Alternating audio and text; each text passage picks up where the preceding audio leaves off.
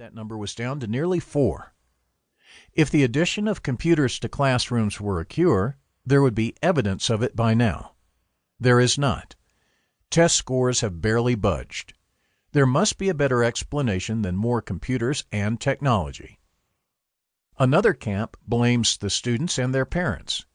Educators often complain about students who are uninterested and not ready to learn, or parents who do not monitor homework or show up for conferences. This argument resonates with the public. They see kids on street corners with their hats in a backwards pose and their trousers dragging and droopy.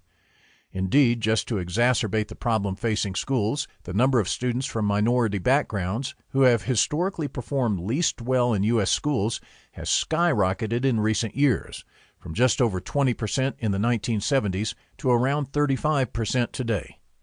And the population of those who do not speak English at home, a population that has also underperformed historically, has also climbed from just under 10% before 1980 to around 20% today.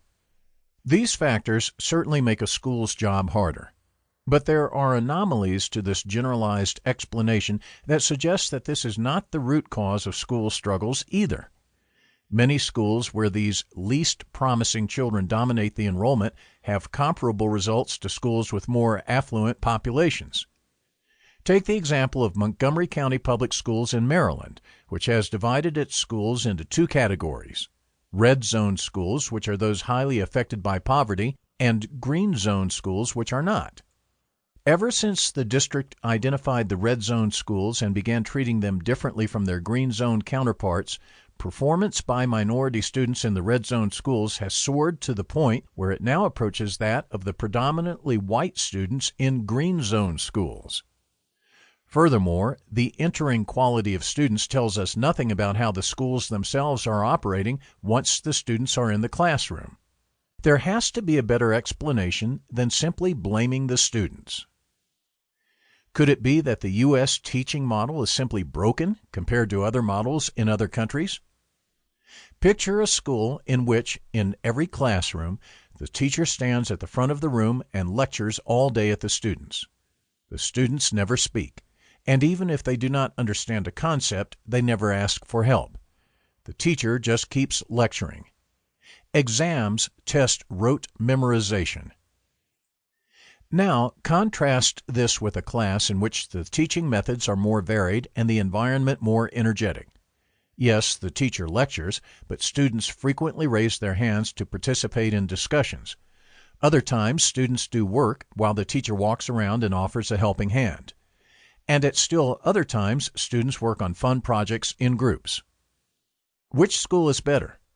Most say the latter one is. What is interesting, however, is that the former school is representative of the traditional classroom model in much of Asia, while the latter more typifies the U.S. style. Based on this, we would expect the students from Asian classrooms to perform more poorly than those in the United States. But on average, the Asian students actually score far higher on math assessments than the U.S. students do. Paradoxically, many of these Asian schools have been adopting many of the U.S. schools' practices. So there must be a better explanation than a broken teaching model.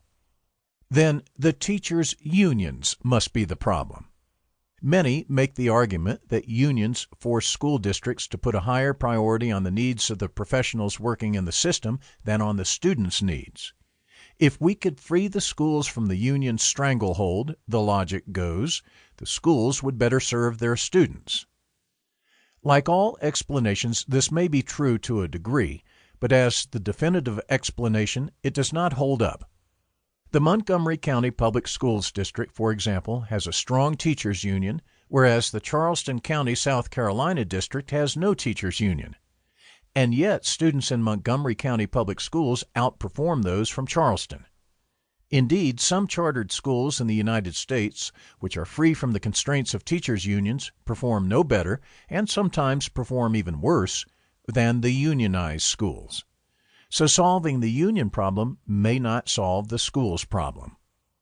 So if too little money, too few computers, uninterested or unprepared students and parents, a broken teaching paradigm, and strong unions individually are not the root cause of the U.S. public